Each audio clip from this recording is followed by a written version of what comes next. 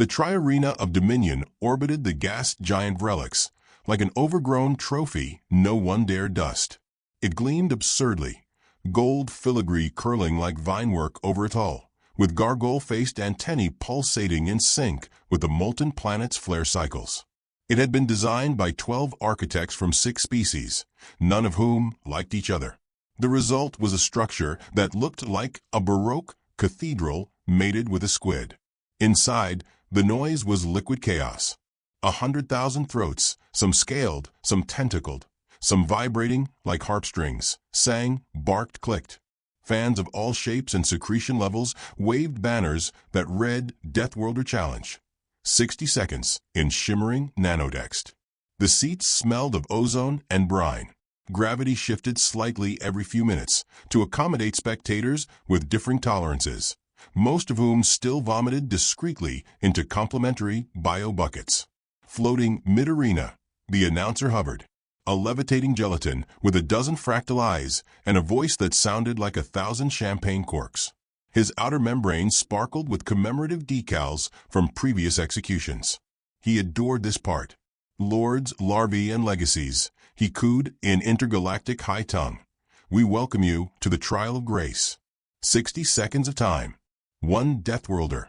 One chance to escape. And if she fails...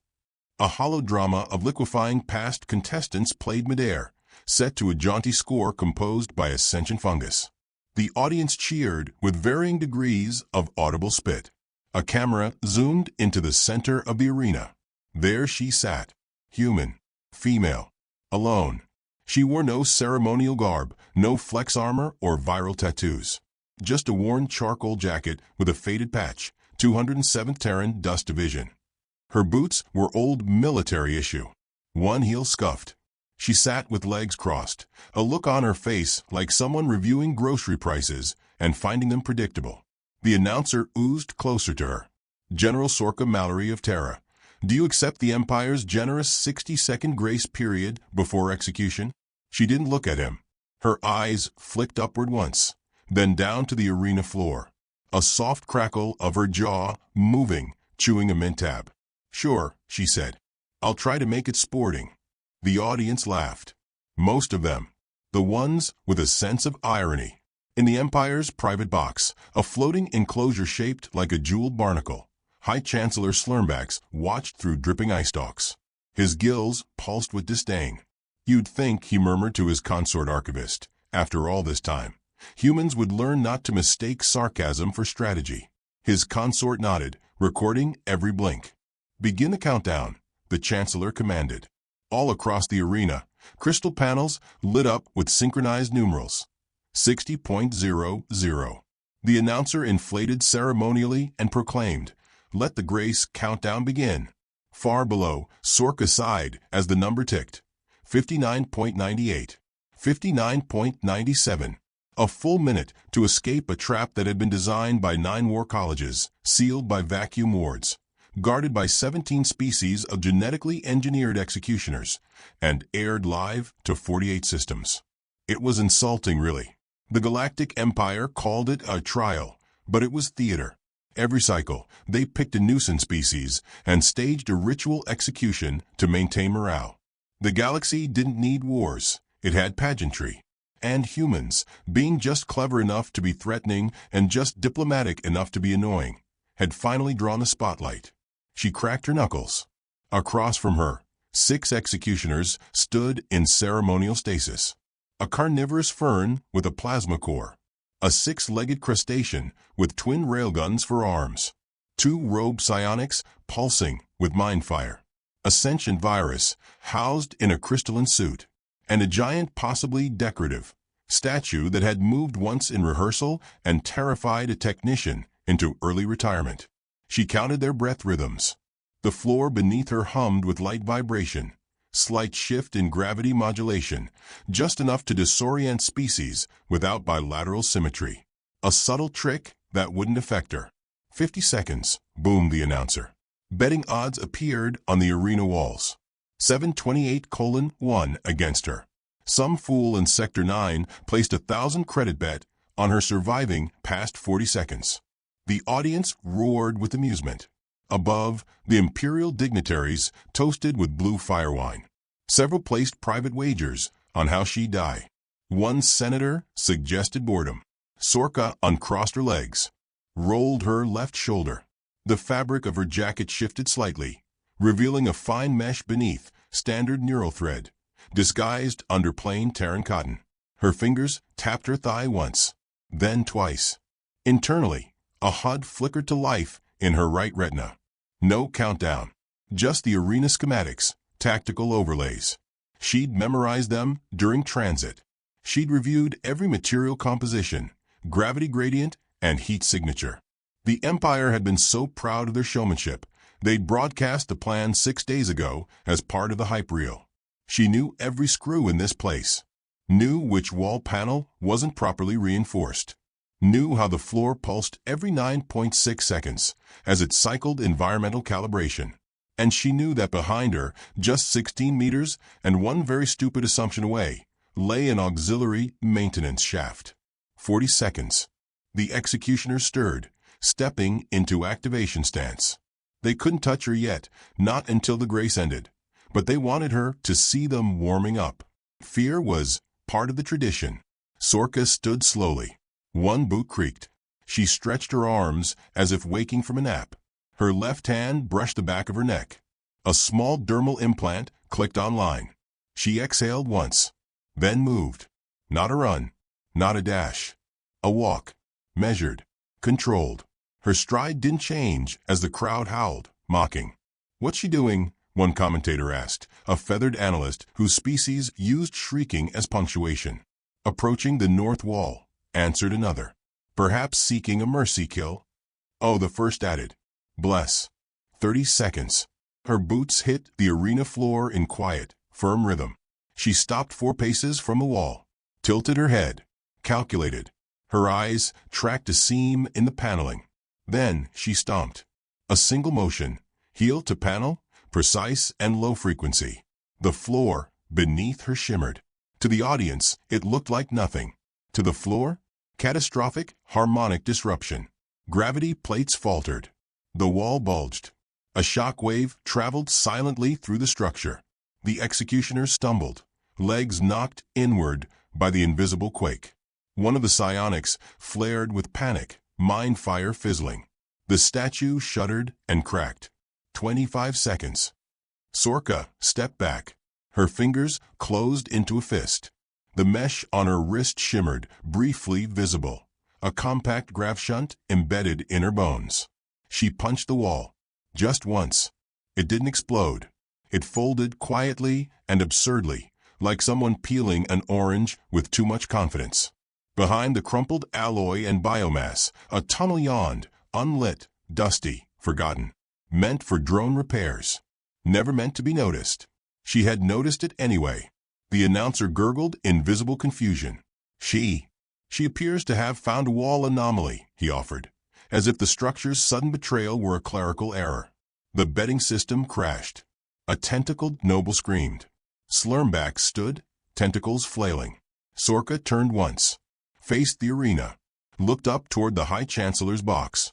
He met her gaze, froze. She raised 2 fingers in a casual salute, then disappeared into the tunnel. The last number on the screen froze at 39.70. Silence. Not stunned. Not respectful. Disbelieving. The kind of silence that blooms only when a story dies in real time. The arena crowd sat frozen, species of all kinds gaping, blinking, weeping, or trembling. One race, large and balloon-like, deflated from sheer disbelief. Commentators stopped mid-sentence. One tried to correct the timeline, claiming they must have miscounted. Backstage, the control crew panicked. Their systems weren't designed for this kind of outcome. Emergency protocols activated, trying to lock down sectors she was no longer in. Doors slammed. Alarms shrieked. But she was gone. Not running. Not fleeing. She had walked out. The trial of grace hadn't just failed. It had collapsed under the weight of its own assumptions. Up in the box, Chancellor Slurmbacks trembled, watching the screen flicker between camera feeds as security scrambled. "Where is she going?" he hissed. No one answered. Somewhere, a bet had paid out. A very rich someone now believed in Terrence. Sorka Mallory moved through maintenance corridors like a rumor. Her eyes didn't flicker. Her pace didn't change. She didn't celebrate. She didn't speak. She simply continued forward, towards something the galaxy hadn't yet considered. What if she wasn't trying to survive? What if she was making a point? The first sound Sorka heard in the tunnel was the hum of disbelief. It wasn't audible in the literal sense, not a frequency her ears could pick up, but it vibrated in the walls, in the stuttering emergency lights trying and failing to paint her as a target. It came through the confused whine of scrambling drones, the glitching surveillance feeds, the quiet panic of an empire that had never planned for her to still be alive. She moved with unhurried precision. Her boots whispered against the metal floor, leaving no prints behind. Each step marked not a retreat, but a recalibration. Escape was never the goal, it was simply the opening move. Behind her, the crumpled wall still leaked sparks, like a dying idea, refusing to admit failure. A few security turrets blinked online 2 seconds too late, swiveling with the dumb, hopeful urgency of unprepared software. She didn't glance back. The tunnel wasn't on any map the arena's designers had bothered to encrypt. It had been carved during construction, a contingency path for maintenance drones, and unnoticed by the architects, who'd assumed no one would ever escape the central ring, let alone walk out of it. Her neural thread pinged softly. The overlay in her right eye tracked a path forward. Turn left in 17 steps, bypass coolant vent. Avoid motion sensor, with a 1.6-second delay. The motion sensor had been calibrated for quadrupeds. She ducked beneath it in silence, heart rate steady, breath like a metronome. Back in the control deck, chaos reigned. "She's inside Sector 12, a Lauren technician yelped, her tongue clicking in distress. She bypassed the security sweep. "That's impossible," said another. "Sector 12 isn't connected to the arena. It's sealed." "Seal. Apparently not sealed enough," someone muttered, but not loudly enough to be blamed. High Chancellor Slurmbax watched the feed glitch, eyes pulsing dark green, with rising panic. "I want every drone, every protocol, every corridor locked down. If she reaches the outer bay, we lose control of the narrative."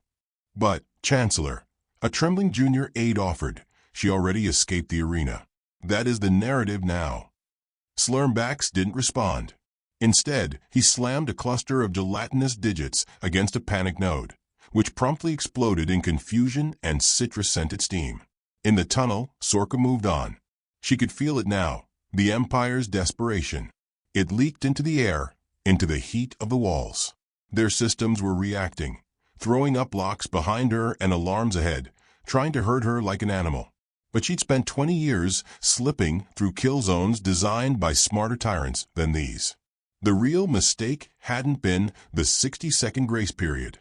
It had been putting her inside their fortress. She paused beneath a rusted conduit. A maintenance drone wheeled past, spindly legs, bright lens eye, armed with a welding laser that could cut through most metals. She reached up, gripped its midsection, and tapped into its spine interface with a patch on her wrist. The drone froze, rebooted again, then projected a tiny holomap in her palm.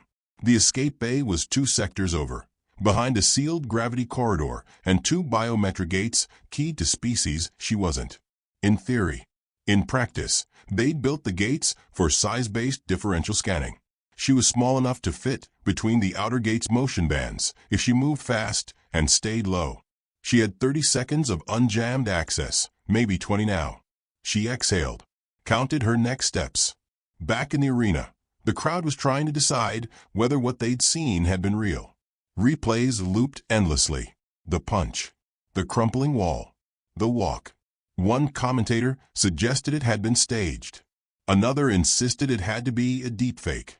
A third simply kept repeating, "She walked out," as if hoping repetition would render the fact less preposterous. Above them, the betting markets crashed entirely. In Sector 5, an enterprising mollusk claimed she had just become a religious symbol. Small statues of her had already begun to appear, each showing her mid-stride, boots solid, gaze forward. Sorka didn't know. She didn't care. She sprinted now. Not full speed, just enough to ride the corridor's gradient before the relock engaged. Lights flared as she passed, sensors wailing their confused alerts. She ducked beneath the low biometric scanner, twisted sideways through the gate's tolerance arc, and hit the floor on the other side with a roll. No alarm sounded. She was moving too fast, too close, and too low. She grinned. First time today. Behind her, the lock engaged. Too late. The outer bay loomed ahead, sterile, gray, and echoing. Rows of ships hung like sleeping giants, engines cold, hull sleek. Security bots flitted in formation, unable to engage without proper visual confirmation. They didn't have her registered. The Empire hadn't bothered assigning her an identity beyond specimen. Another mistake. She slowed, stepped to the closest console, and pressed her hand flat against the access panel. It blinked red. Denied. She leaned closer. Override, she said quietly. Authorization, Dust Division. Code Echo 65 Black. The panel hesitated, then turned green. From the control tower, a technician shrieked. She's accessing the fleet dock. She can't have override access, snapped Slurmbax. That fleet was sealed. The codes are Terran. They're pre-war. Legacy keys. You let her keep her military clearance. No one expected her to reach a console. Slurmbax frothed visibly. Evacuate the bay. But it was already too late. Sorka walked between the slumbering ships like a whisper through a graveyard. Her pace was calm. She passed elegant cruisers, too conspicuous. Bombers, too slow. Cargo vessels, too noisy. Then she saw it. Third row, back corner. Painted matte gray, with no insignia except a smudged human stencil. TACST and consequences. She smiled again, smaller this time. Familiar. The gangplank lowered as she approached. The ship's AI recognized her biosignature with a flicker of delight. Welcome back, General. It purred in its clipped London accent. Situation seems tense. Still better than shore leave on Calyx 7, she muttered. Low bar, ma'am. The engines were already warming. Security bots hovered uncertainly, trying to confirm her identity, while protocols warred with their programming. Should I alert Fleet Command? The AI asked. Not yet. Let the dust settle. Metaphor or operational? Both. Behind her, the outer bay doors began to seal. She stepped onto the gangplank, just as the floor shuddered with a blast meant to disable, not kill, but send a message. The message was received. She didn't look back. Not at the Chancellor, now screaming over 6 different frequencies. Not at the panic cascading through the Empire's command chain. Not at the news feeds that had turned from mockery to questions to stunned reverence. She reached the ship's bridge. Saturday. Rested her boots on the dash. Ready? The AI asked. Sorka checked her pulse. Steady. Let's go home. The ship disengaged with a quiet hum. It glided through the bay, past alarms and orders and last-ditch warnings. No one fired. No one dared. Outside, the stars waited. Cold. Quiet. Honest. In her chair, Sorka leaned her head back. Eyes half-lidded. Breathing slow. They'd given her 60 seconds. She had taken 20. And the wall she broke wasn't the one they built with stone. The replay looped for the 47th time. No matter how many angles they ran, no matter how they slowed the footage, the facts refused to rearrange themselves into a more comforting shape. General Sorka Mallory stood. She walked. She stomped once, punched once, and left through a hole the Empire hadn't known existed. The sensors didn't misfire. The walls hadn't failed due to structural fatigue. There had been no technical sabotage, no internal assistance, no temporal anomaly. She had simply left. The War Bureau's Situation Room had descended into a silence that felt like rot. Screens flickered along every surface. Schematics, telemetry, bioscans, heat maps, and betting odds all rendered irrelevant. Hollow projections of the arena's security layers hung in the air like ghosts, dissected and useless. For the first time in recent history, the Empire's bureaucrats had nothing to rewrite. There was no narrative worth salvaging.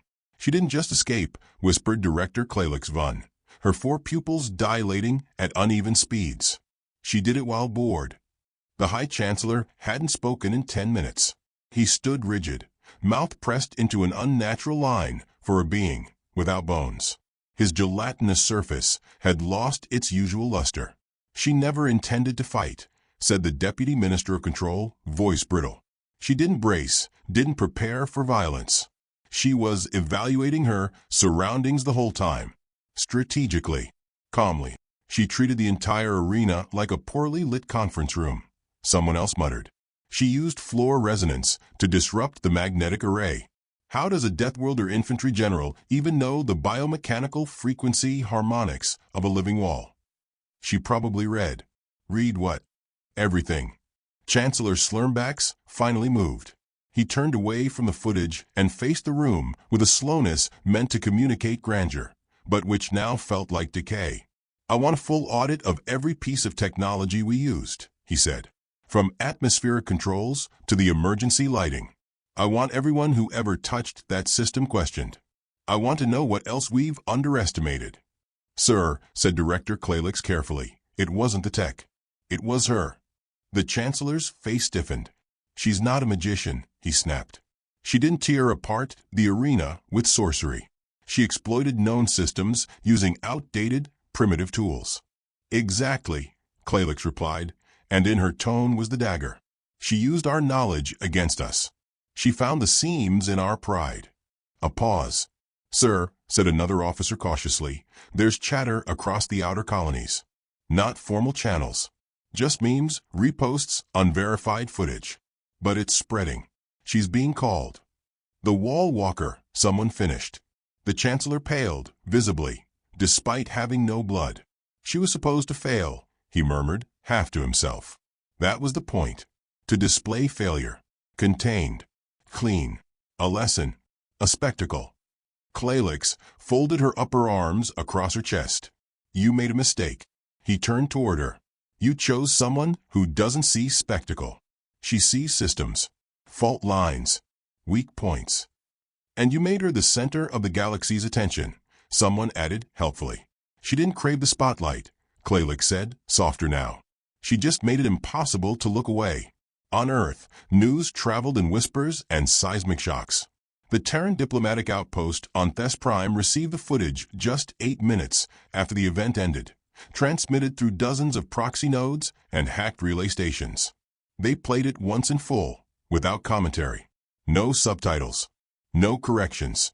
When it finished, the room fell quiet. Even the walls, tuned to the low hum of ambient comfort, seemed to stop vibrating. Ambassador Niles Quinn sat at the center of a table, an untouched cup of tea steaming by his elbow. His face, lined, sunburned, and entirely human, betrayed no emotion as he reached over and restarted the footage. "She didn't even flinch," he said quietly. "No," said his assistant, blinking rapidly. "She didn't." "Tea's gone cold," he murmured. "Fix that, would you?" The assistant moved to comply, but paused. "Sir, what do we do?" "We do what we've always done," Quinn said.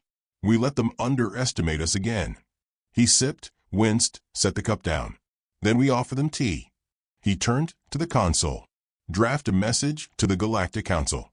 Something polite, regretful.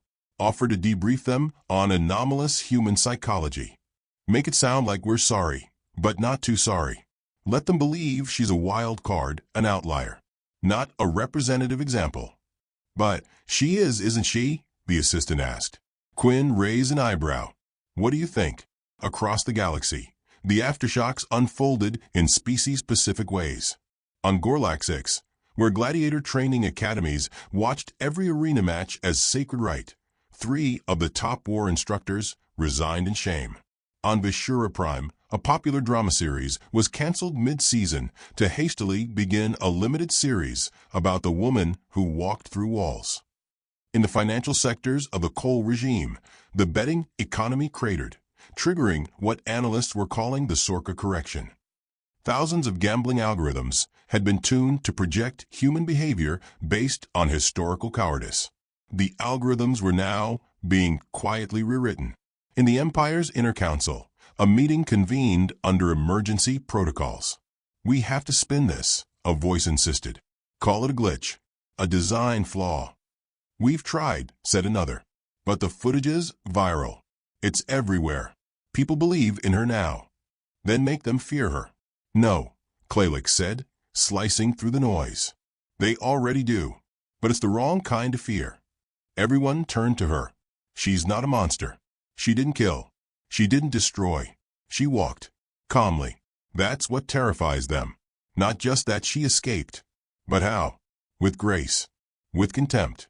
She looked at our strongest walls and decided they weren't worth her time." Sorka sat alone on the ship's observation deck, feet tucked beneath her, sipping from a steel mug of broth. The stars outside didn't care about empires or broadcasts. They simply were. She didn't check the galactic feeds. Didn't need to. The air already felt different, tighter. Like a trap closing, but not around her. Her AI flickered online, beside her. Voice smooth and faintly amused. "Congratulations," it said. "You're trending across 77 systems." She didn't react. "They're calling you the wall walker." She rolled her eyes. "Idiots." "Care to issue a statement?" "No." "Very well. I've archived all responses and news coverage. Would you like a summary?" She hesitated, then said, "Just the serious ones." A pause. "The Empire is panicking. Earth is pretending to be surprised. The neutral systems are now curious. And the Karaki have proposed marriage." She blinked. "All of them." "Unclear. But their ambassador is currently shipping ceremonial teeth." Sorka leaned back. "Fine. Flag the ambassador. Ignore the rest." There was a silence that felt more human than machine. "Then, you knew this would happen." "I knew something would happen. Didn't expect it to be this loud." "You made a statement." "I made a decision." "Same thing." She stared at the stars. "They thought we'd break. You bent the wall." She corrected him without hesitation. "No. I broke expectation." In the dark corridors of the Empire's intelligence division, analysts combed through every archived Terran encounter. They sought patterns, overlooked signs. A child dismantling a mining drone. A soldier reprogramming alien artillery under fire. A grandmother convincing a hive species to surrender with only 3 words and a pot of stew. The signs had been there. They had simply been ignored. "Maybe it's not her," one analyst whispered. "Maybe it's them." "They're adaptable," another said. "No, not just that. Strategic. They don't look for strength. They look for systems. They wait. And when the time is right, they move. Quietly. Fatally." The room fell silent. "They don't play by our rules." Someone dared ask, "Should we be afraid?" "No," came the reply. "We should be careful." The Empire issued a formal statement. A temporary postponement of all Deathworlder trials pending further review. They tried to save face by suggesting the trial of grace had fulfilled its purpose of demonstrating the unpredictability of frontier species. The galaxy politely did not believe them. And in every sector at every outpost, the name Sorka Mallory became a quiet whisper. Not screamed, not sung, just remembered. Because she hadn't escaped to run. She had escaped to remind them. Walls only work when you believe in them. Sorka Mallory stood on the deck of Tea and Consequences, watching the stars stretch and warp beyond the curve of the view shield. Her posture was relaxed, but only on the surface, the kind of stillness that came from a lifetime of conditioning, from being taught that stillness could be a weapon. In stillness, you weren't noticed. In stillness, you survived. Below that stillness, she was counting. Not minutes. Not distance. Not even escape vectors. She was counting reactions. The moment she'd stepped off that arena floor, the moment she'd turned her back on the Empire's golden monument to humiliation and walked through their wall like it was mist, she'd set the entire galaxy on a new axis. Not through a speech. Not through violence. But through the quiet obliteration of assumption. She'd given them 20 seconds of defiance. And they were still trying to breathe through it. The ship's AI flickered to life beside her, casting a dim light across her face. Transgalactic broadcast in 3 seconds. Priority 1 from Imperial Command. "Shall I jam it?" "No," she said, voice calm. "Let them try." The holoscreen unfolded, like a reluctant flower. The Empire's sigil burned in sanctimonious gold. Then the image resolved, High Chancellor Slurmbax, stiff as overcooled gelatin, eyes dilated to stress black. General Mallory, he began, carefully sculpted voice curving around each syllable like it hoped to avoid consequences. The Empire extends a formal request for clarification. Your recent actions within the Tri-Arena have created confusion. Some believe your behavior was indicative of aggression. Others believe it was a demonstration of unprovoked rebellion. We invite you to submit an official statement, preferably within the bounds of diplomatic protocol, to avoid escalation. Sorka said nothing. The AI raised an eyebrow it didn't have. Gracious of them. She turned from the stars and walked slowly to the control panel. Her boots thudded gently on the floor, a reminder of gravity, of presence, of consequences. Compose a reply, she said. Ready. She hesitated, then said, to all. Subject, consider this. The AI waited. She continued. The trial of grace was never about testing us. It was about control, perception, a theater of obedience. You staged a pageant. I declined to perform. This is not war. Not yet. But the walls you build to confine us, they don't hold. Not because they're weak, but because we see them. And that's worse, isn't it? She paused, considering, then added, end transmission. The AI dispatched the message with a satisfying hum. Elsewhere in the galaxy, 1 million species received the signal. On noble worlds and slums, in courtrooms and kitchens, in soldier barracks and student dormitories. Some read it aloud. Others replayed it silently, again and again. One child in the outer systems, barely old enough to speak, asked their parent, "Can we walk through walls too?" And the parent didn't know what to say. On board the ship, Sorka moved to the galley. Poured tea. It wasn't good tea. The leaves were recycled synth leaf, the kind stored for years in emergency pods. The cup was chipped. The heat inconsistent. But it was hers. Not offered by a foreign dignitary with expectations. Not handed down as reward for playing the part of the humble Terran. It was earned. The ship's engines thrummed softly. They were still in slipstream, cutting a quiet wake through the velvet dark. No pursuit yet. No intercept orders. Not because the Empire didn't have the means, but because they no longer trusted their understanding of the rules. She sat, curling her hands around the mug, and stared into the middle distance. There were other generals who would have made this moment loud, who'd have walked out, fists raised, demands shouted, threats fired like fireworks. That was not Sorka's style. She preferred the silence after something impossible had just occurred. The silence where people started asking questions. She thought of her father then, for the first time in years.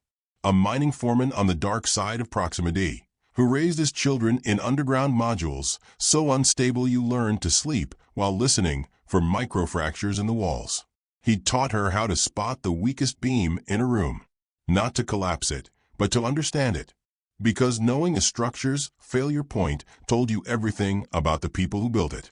She'd once asked him what he feared most. Arrogant engineers, he'd said without blinking. They build temples to their own ego, then expect the roof to hold. The Empire was full of such architects. And now their temples were whispering with hairline fractures. A soft chime echoed through the ship. Incoming request, the AI announced. Unverified origin. Routing through half a dozen dead relays. Play it, she said. The voice that crackled through the static wasn't Imperial. It was Terran. General Mallory. It said, low and rushed. Male. Mid-40s, maybe. Dust in the voice. This is Commander Halsim's free ring resistance. Just wanted you to know, we saw what you did. Everyone saw.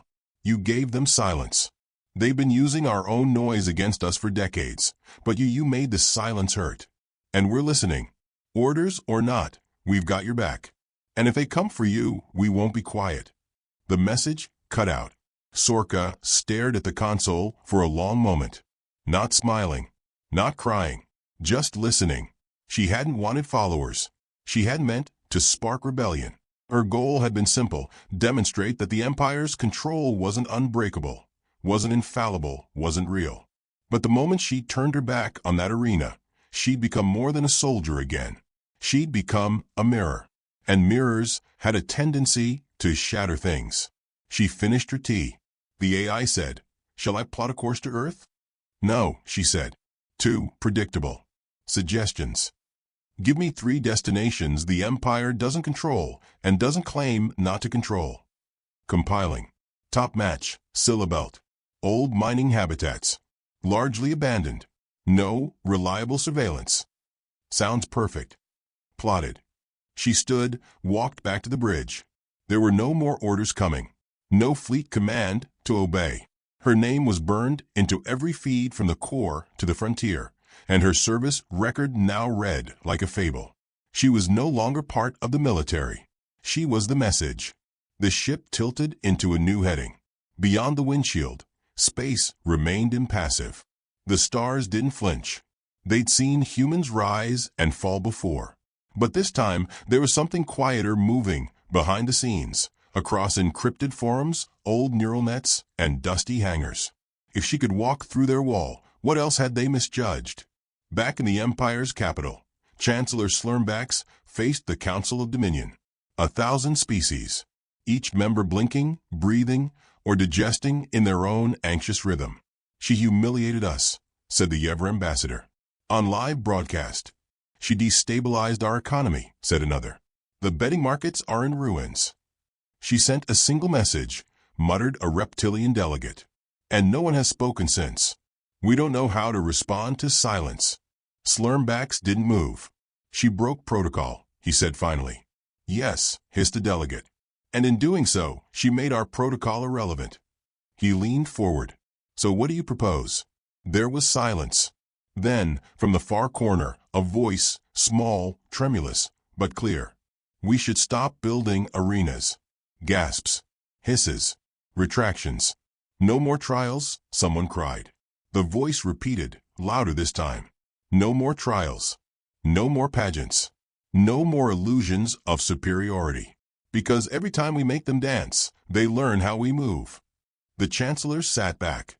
The message had reached them too late. The pageant was over. The audience had turned. Sorka Mallory stepped off her ship 6 days later, boots hitting the soil of a broken mining moon in the Scylla Belt. No welcome party. No fanfare. She preferred it that way. The outpost smelled like rust and ozone and stale water, with the kind of silence that suggested stories buried under collapse. She moved through the wreckage of what had once been a community. Children's drawings scorched on the walls, tools rusted into the floor. She wasn't here for sentiment. She was here to repurpose. In a back chamber, she found the console still blinking. A data relay pulsing weakly. She jacked in, fingers flying. Coordinates. Names. Codes. Old routes. Abandoned arsenals. Forgotten bunkers. There were pieces of something here. Not a revolution. Not yet. But a network. And she had just become its gravitational center. Outside, dust kicked into the air as a shuttle landed. Unmarked. Low-tech. 3 figures stepped out. Armed, cautious, faces grim. They didn't salute. They nodded. She nodded back. "General Mallory," one said. "Orders." She looked at them. Then at the ruins around her. Then up at the sky that had once carried a golden arena, now cracked open by a single woman's refusal to bow. She said, "We're not taking orders anymore." Pause. "But we are making plans." Across the galaxy, the story spread. She had walked through the wall. Not blasted. Not hacked. Not demanded. Walked. And in doing so, she had left a door behind. Not open, but possible. And possibility, as the Empire would soon learn, was harder to contain than any Deathworlder ever had been.